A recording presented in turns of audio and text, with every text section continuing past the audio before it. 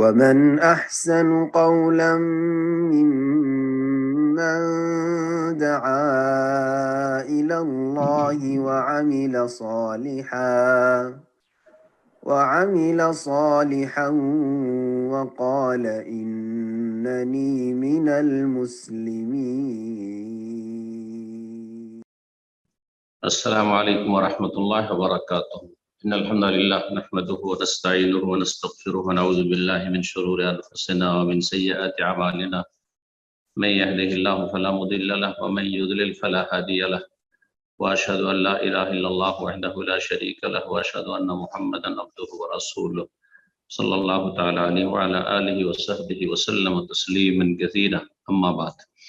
সম্মানিত ভাতৃমণ্ডলী, আল্লাহ রাব্বুল আলামিনের প্রশংসা এবং প্রিয় নবী সাল্লাল্লাহু আলাইহি ওয়াসাল্লামের উপর সালাত ও সালামের পর আজ 5 মুহররম 1445 হিজরি মোতাবেক 23 জুলাই 2023 আমাদের ধারাবাহিক আলোচনা ফিকহুল ইবাদাত বা ফিকহুস সালাহ, সালাতের মাসাইল। ইবাদতের ভিতরে গুরুত্বপূর্ণ ইবাদত হচ্ছে ফিকহুস সালাহ, সালাত। এই সালাত সম্পর্কে দ্বীনের জ্ঞান অর্জন করা। এর পর্ব নম্বর 8। বিষয়বস্তু আজকে ইকামতের বিবরণ, ইকামতের বর্ণনা, যেভাবে নবী সাল্লাল্লাহু আলাইহি সাল্লামের হাদিসগুলিতে এসেছে। বলছেন লেখক, সিফাতুল ইকামাতিল ওয়ারিদা ওয়া সাবিতা ফি সুন্নাহ, হাদিসে প্রমাণিত এবং বর্ণিত ইকামতের বিবরণ বা গুণাবলী বা পদ্ধতি।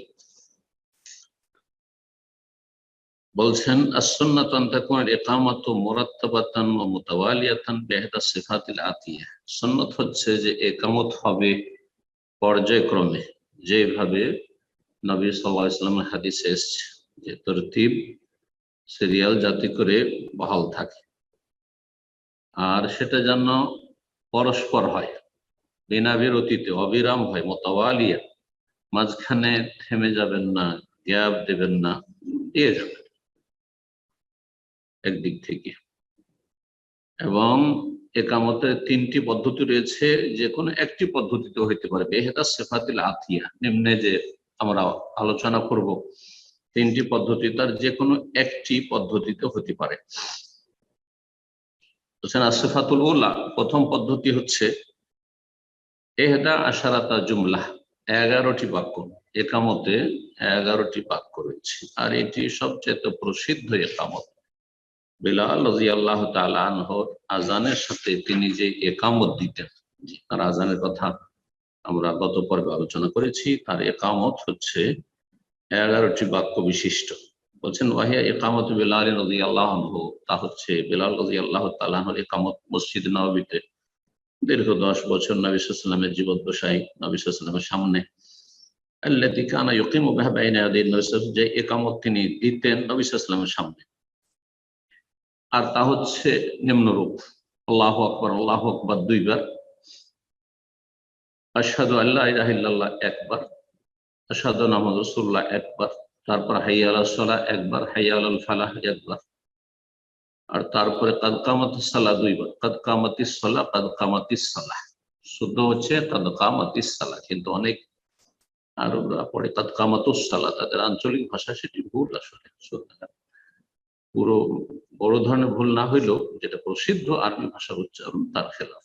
কারণ আরবি ভাষার কায়দা হচ্ছে যে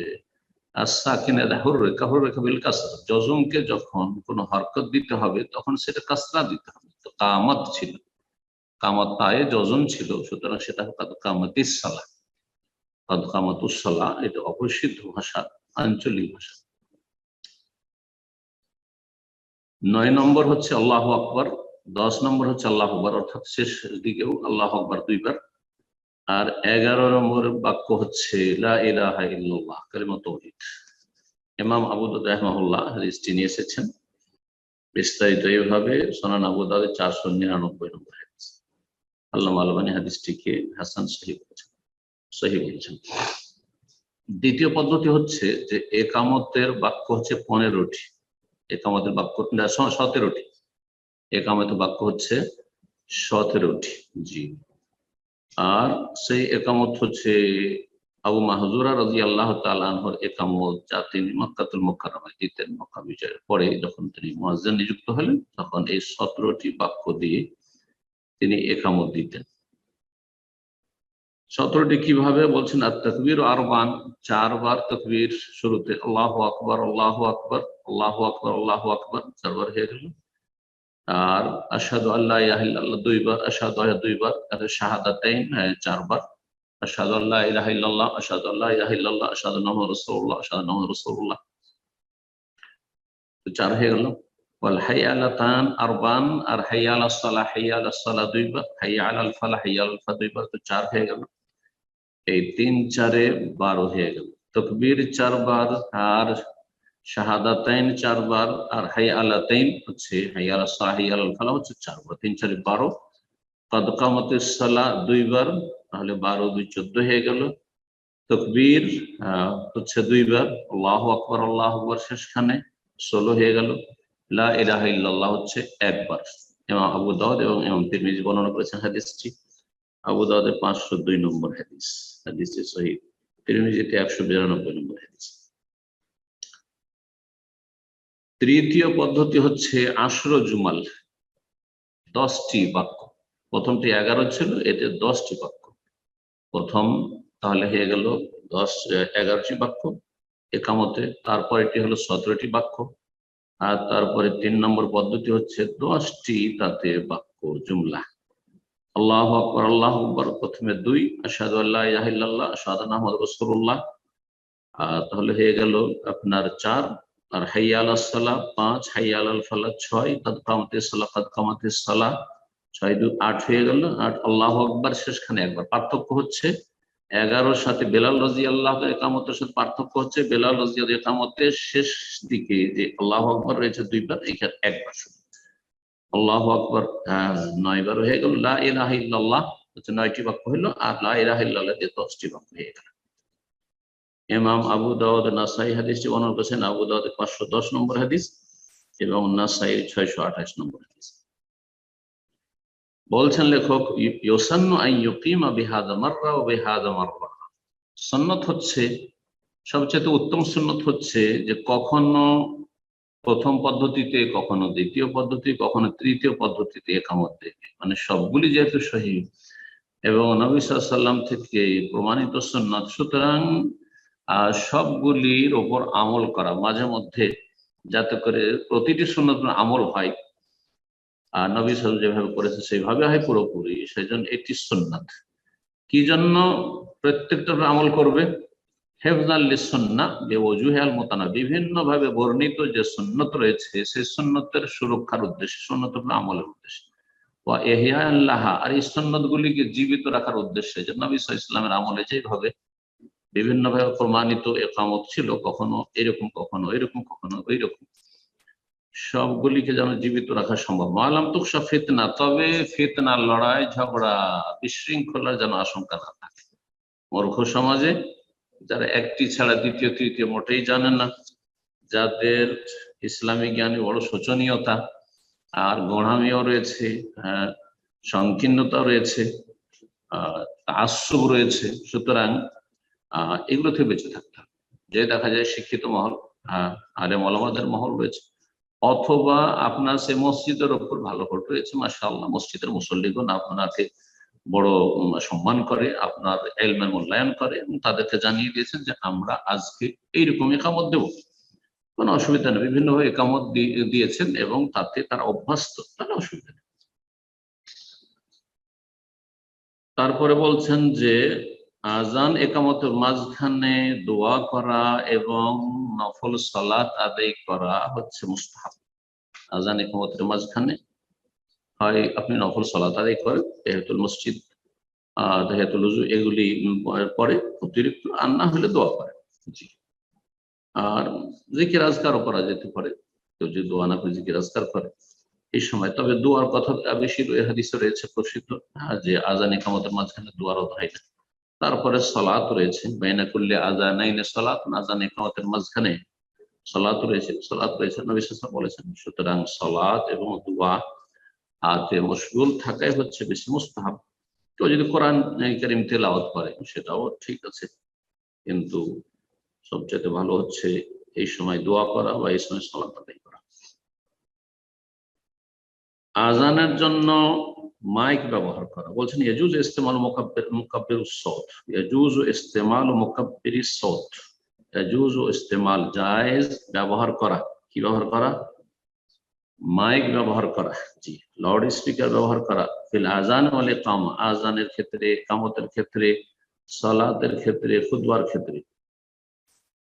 যদি প্রয়োজন হয়, ইজা দাআতিল হাজাত, যদি প্রয়োজন হয় যে দূর দূরান্ত পর্যন্ত জনবস্তি ছড়িয়ে রয়েছে বা সবাই শুনতে পাবে না, যদি এমনিতে আজান দেওয়া হয়, সুতরাং আজানে মাইক ব্যবহার করা জরুরি নয়, জায়েজ। এটি হচ্ছে একটি মাধ্যম, সুতরাং এটিকে কেউ যদি বিদআত বলে তার জাহালাতে, বিদআত নয়। এই নয় যে মাইকে আজান দিলে বেশি সওয়াব হবে, মনে করছে সওয়াবের আশাই করছেন না।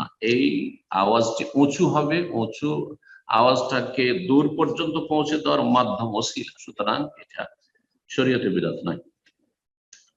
আজানের ক্ষেত্রে, ইকামতের ক্ষেত্রে মাইক ব্যবহার করা যেতে পারে, সালাতের সময় সালাতের তেলাওয়াতে তাকবীরেও মাইক ব্যবহার করা যেতে পারে, খুতবাতে মাইক ব্যবহার করা যেতে পারে যদি প্রয়োজন হয়। ফাইন হাসালা বিহি দারার, কিন্তু তাতে যদি ক্ষতির আশঙ্কা থাকে, আশেপাশে এমন অসুস্থ মানুষরা রয়েছে যাদের ওপর জামাত উপস্থিতি ওয়াজিব নয় এবং তাদের জন্য কষ্টের কারণ আপনার আওয়াজ, তাহলে সেখানে বন্ধ করা যেতে পারে। কোনো জায়গায় যদি ক্ষয়ক্ষতির আশঙ্কা থাকে অথবা সেখানে বিশৃঙ্খলা সৃষ্টি হওয়ার আশঙ্কা থাকে, তাহলে মাইক ব্যবহার করবেন না। জি, মাইক ব্যবহারটি তাহলে আসল নয়, আসল হচ্ছে যেমনি আজান দেবেন। কিন্তু যদি মাইক ব্যবহার করার পারমিশন থাকে, আল্লাহ এরকমটা সবসময় রাখেন, আর মাইক ব্যবহার করলে কোন রকমের সেখানে গোলযোগ ঘটবে না, কোন রকমের কারো ক্ষতি সাধন হবে না, কাউকে কষ্ট দেওয়া হবে না, তাহলে কোনো অসুবিধা নেই। তারপরে বলছেন যে মুয়াজ্জিন এবং মুকিম, আজান দেওয়ার জন্য একজনকে দায়িত্ব দেওয়া, যিনি আজান ইকামত দেবেন একজন, আর ইমামতির দায়িত্ব একজন। এটি সুন্নাত, বলছেন ইউসান্না ইয়াতাওয়াল্লাল আযান ওয়াল ইকামা রাজুলুন ওয়াহিদ, একজন ব্যক্তি শুধু আজান ইকামতের দায়িত্ব নেবেন, যিনি আজান দেবেন তার দায়িত্ব থাকবে একামত দেওয়া, যিনি আজান দেবেন তারই দায়িত্ব থাকবে একামত দেওয়া। তবে তার পারমিশন নেই অথবা তার অনুপস্থিতিতে, তার বিলম্বে অন্যকে একামত দিলে কোনো অসুবিধা নাই, জি, বিনা অনুমতিতে নয়, যাতে করে সেখানে গোলযোগ সৃষ্টি না হয়। সুন্নাত হচ্ছে একজন ব্যক্তি আজান ইকামতের দায়িত্ব নেবে। ওয়াল মুআজ্জিনু আমলাকু বিল আযান, আর মুআজ্জিন বেশি অধিকার রাখে আজান দেওয়ার, যে আজান আমি কখন দেব। এই ক্ষেত্রে ইমাম বলতেন আজান দেওয়া না কেন, আজানের টাইম সম্পর্কে বেশি ওয়াকিফাল এবং গুরু দায়িত্ব পালন করবেন মুয়াজ্জিন সাহেব। আর ইমামের গুরু দায়িত্ব হচ্ছে একামত কখন হবে। একামত ইমামের অনুমতি ছাড়া বা ইঙ্গিত ছাড়া বা ইমামের উপস্থিত ছাড়া হবে না। ইমাম একামতের বেশি দায়িত্ব রাখে বা বেশি অধিকার রাখে যে কখন একামত দিতে হবে বা কখন সালাত শুরু করতে হবে, আর আজান কখন দিতে হবে এর অধিকার বেশি, এই অধিকার বেশি মুয়াজ্জিন। ফালা ইউকিমুল মুয়াজ্জিন ইল্লা বিইশারাতিহি, যতক্ষণ পর্যন্ত ইমাম ইঙ্গিত না করে ততক্ষণ মুয়াজ্জিন ইকামত দেবে না। অথবা ইমামকে দেখে না নেবে যে সালাত আদায়ের জন্য চলে এসেছেন মসজিদে, অথবা তিনি বসেছিলেন দাঁড়িয়ে গেছেন, হ্যাঁ, এটাই হচ্ছে গ্রিন সিগন্যাল যে হ্যাঁ এখন জামাত শুরু করব, এই হচ্ছে বিষয়। তারপরে বলছেন যে প্রত্যেকটি বাক্য যে আজান ইকামতের রয়েছে, আজানের রয়েছে, এগুলি এক শ্বাসে দিবেন। ইউসান্নু ইফরাদু কুল্লু জুমলাতিন মিন জুমালিল আযান বিনাফাসিন ওয়াহিদ, এক শ্বাসে প্রত্যেকটি আজানের বাক্য বলবেন, প্রত্যেকটি বাক্য। তো প্রত্যেকটি বাক্য থেকে অনেকে বুঝেছেন যে আল্লাহু আকবার যেহেতু একটি বাক্য, আল্লাহু আকবার, তাহলে আল্লাহু আকবার আল্লাহু আকবার একসাথে দেবেন না, এটা অনেকে বুঝেছেন না, এরকম আমল করে থাকেন। কিন্তু এর চাইতে প্রসিদ্ধ মত হচ্ছে এবং শক্তিশালী মত হচ্ছে যে আল্লাহু আকবার আল্লাহু আকবার এই দুটোকে একটাই মনে করা হয়েছে। সুতরাং আল্লাহু আকবার আল্লাহু আকবার এক শ্বাসে দেবেন, আশহাদু আল্লা ইলাহা ইল্লাল্লাহ এক শ্বাসে, এইভাবে। যারা শ্রোতা তারা জবাব দেবেন, আজানের জবাব দেবেন, আজানের জবাব যারা আজান শুনছেন তারা দেবেন। একামতের ক্ষেত্রে বলছেন আম্মাল একামতের জবাবের ক্ষেত্রে ফালাম ইয়াসবুত আনিন নবী সাল্লাল্লাহু আলাইহি ওয়াসাল্লাম যিকরুন মাশরুউন ইয়াকুলু মান সামাল ইকামা, একামত যারা শুনবেন তাদের জন্য বিশেষ কোন জিকির মানে একামতের জবাব দেওয়া নবী সাল্লাল্লাহু আলাইহি ওয়াসাল্লাম থেকে প্রমাণিত নয়, মানে সহিহ সূত্রে প্রমাণিত নয়, সহিহ সূত্রে প্রমাণিত নয়। মর্মে যে হাদিস রয়েছে সেগুলি দুর্বল অথবা আম হাদিস, অস্পষ্ট হাদিস। এই জন্য বিষয়টিতে ইখতিলাফ রয়েছে। গত সপ্তাহে সম্ভবত কেউ জিজ্ঞেস করেছিলেন, এক্ষেত্রে একটু বিস্তারিত বলেই দিই বিষয়টি। অধিকাংশ আইম্মায়ে কেরামদের নিকটে, অধিকাংশ মাযহাবের ইমামদের নিকটে, যেমন অধিকাংশ হানাফিদের সিংহভাগ, তারপরে হানাবেলা, শাফিঈ, এরা সকলে বলছেন যে যেমন আজানের একামত দেবেন তেমনি আজানের জবাব দেবেন তেমনি একামতের জবাব দেবেন। আজানের যেমন একামত জবাব দেবেন তেমনি একামতের জবাব দেবেন। আর এই মতটি পছন্দ করেছেন শেখ ইবনে বাজ রাহিমাহুল্লাহ, এই মতটি শেখ আলবানী রাহিমাহুল্লাহ, এবং এটি হচ্ছে ফতোয়া সৌদি আরবের লাজনা দাইমা স্থায়ী কমিটি, যে ফতোয়া কমিটি রয়েছে তার। পক্ষান্তরে বড় একদল হানাফি মাযহাবের তারা বলছেন যে না, একামতের জবাব নেই, আজানের জবাব রয়েছে, একামতের জবাব নেই। এই মতটি পছন্দ করেছেন শেখ ইবনে উসাইমিন রাহিমাহুল্লাহ। শেখ ইবনে উসাইমিন সৌদি আরবের বড় একজন আলেম, বরং বিশ্বের 3 জন যে বিংশ শতাব্দীর বড় আলেম তাদের 2 জন এক দিয়ে গেছেন। সেটা হচ্ছে যেমন আজানের জবাব দিবেন তেমন একামতের জবাব দিবেন, শেখ ইবনে বাজ এবং আলবানী রাহিমাহুল্লাহ। আর ইবনে উসাইমিন রাহিমাহুল্লাহ তিনি বলছেন না, আজানের জবাব রয়েছে কিন্তু একামতের জবাব নেই। তিনি বলছেন যে একামতের জবাব সম্পর্কে যে হাদিস রয়েছে জয়ীফ, সুতরাং সেটা দলিল হিসেবে গ্রহণযোগ্য নয়। আর আজানের উপর একামতকে কিয়াস করা ঠিক নয়। এই মতটি অনেকেই প্রাধান্য দিয়েছেন। লেখক সেই দিকটাই যেন পছন্দ করছেন, বলছেন যে এই জন্য একামতের জবাবের ক্ষেত্রে নবী সাল্লাল্লাহু আলাইহি ওয়াসাল্লাম থেকে কোনো কিছু প্রমাণিত না, মানে সহিহ সূত্রে প্রমাণিত নয়। তারপরে বলছেন যে যদি প্রচন্ড ঠান্ডা থাকে অথবা মেঘলা রাত থাকে, জি বৃষ্টি হচ্ছে, প্রচন্ড বৃষ্টি হচ্ছে, খুব বেশি ঠান্ডা রয়েছে, ঠান্ডার দেশে যেমন কঠিন বাইরে বের হওয়া ঠান্ডার সময় বা ঠান্ডার মৌসুমে, এইরকমই যেসব দেশে বৃষ্টি খুব বেশি হয়, অথবা এমন বৃষ্টি যাতে মানুষ ভিজে যাবে মসজিদে যেতে, এইরকম যদি হয়, তো মুয়াজ্জিনের জন্য সুন্নত হচ্ছে হাইয়া আলাস সালাহ হাইয়া আলাল ফালার পরে বলবে অথবা আজান শেষ করার পরে বলবে এই বাক্যগুলি, আলা সাল্লু ফির রিহাল।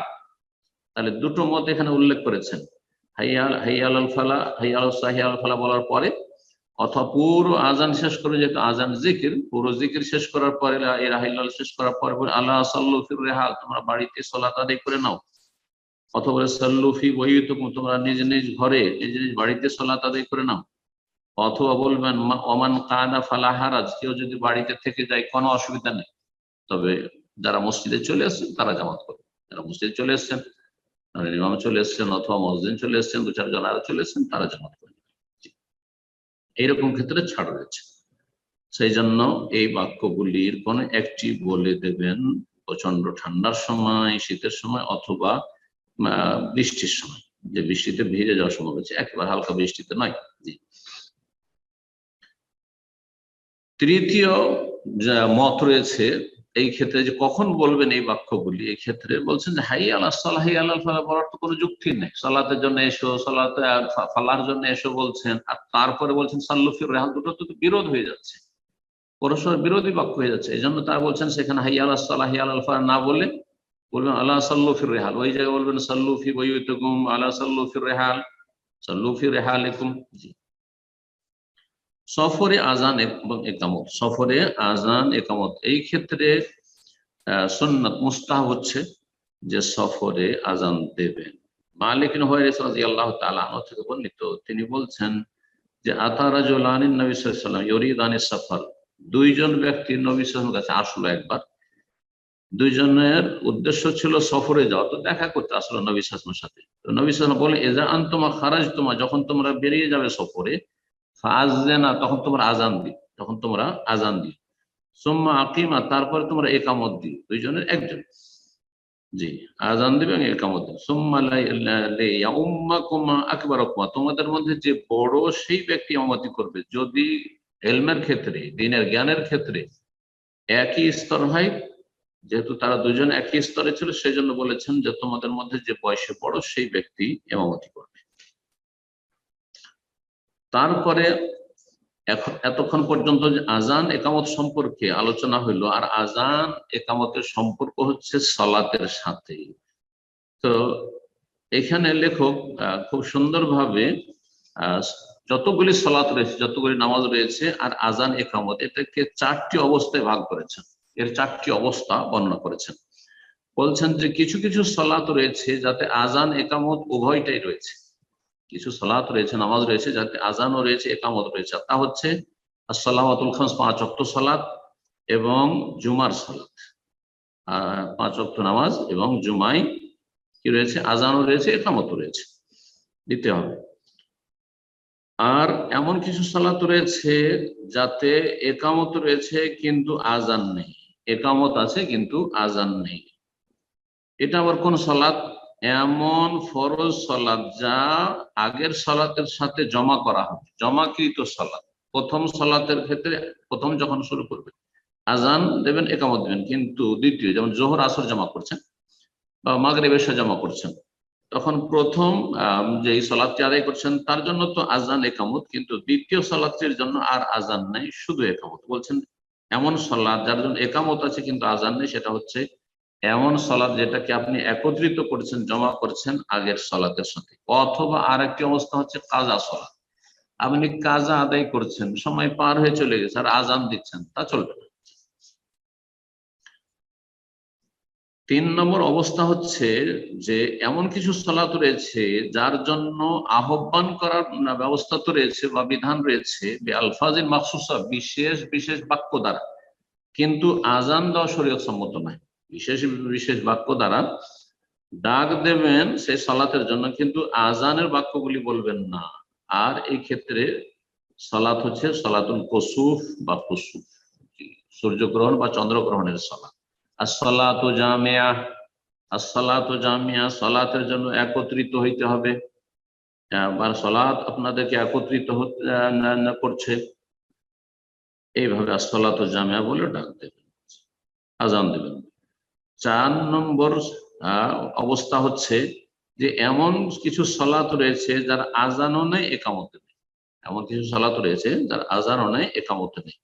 যেমন যে কোনো নফল সালাত, নফল সালাত, জানাজার সালাত, ঈদ উল ফিতর, ঈদ উল আজহার সালাত, এরকম সালাতুল ইস্তিসকা, বৃষ্টি কামনার সালাত, ইত্যাদি ইত্যাদি, এই ধরনের যতগুলো, তাহিয়াতুল মসজিদ, তাহিয়াতুল ওযু, যে কোনো নফল সালাত, তাহাজ্জুদ, সালাতুদ দুহা, ইশরাক, এগুলির জন্য আজানও নেই, একামত নেই। এই 4টি অবস্থা সমস্ত সালাতের বর্ণনা করলেন আজান এবং একামতকে কেন্দ্র করে। জি, এখানে আমাদের আজকের আলোচনা শেষ হচ্ছে। ইনশাআল্লাহ তাআলা আগামী পর্ব থাকবে আমাদের 5 ওয়াক্ত সালাতের ওয়াক্ত সম্পর্কে, 5 ওয়াক্ত সালাতের সময় কাল সম্পর্কে বা সময়সীমা সম্পর্কে। এখানে আলোচনা শেষ করছি। রব্বুল আলামিনের কাছে দোয়া করি আল্লাহ রব্বুল আলামিন আমাদেরকে উপকারী জ্ঞান দান করেন এবং ভুল ভ্রান্তি মাফ করেন, এবং ভালো কথা বলার এবং ভালো কথা মেনে চলার তৌফিক দান করেন। সাল্লাল্লাহু আলাইহি ওয়া সাল্লাম নবিয়ানা মুহাম্মদ ওয়া আলা আলিহি ওয়া সাহবিহি আজমাইন।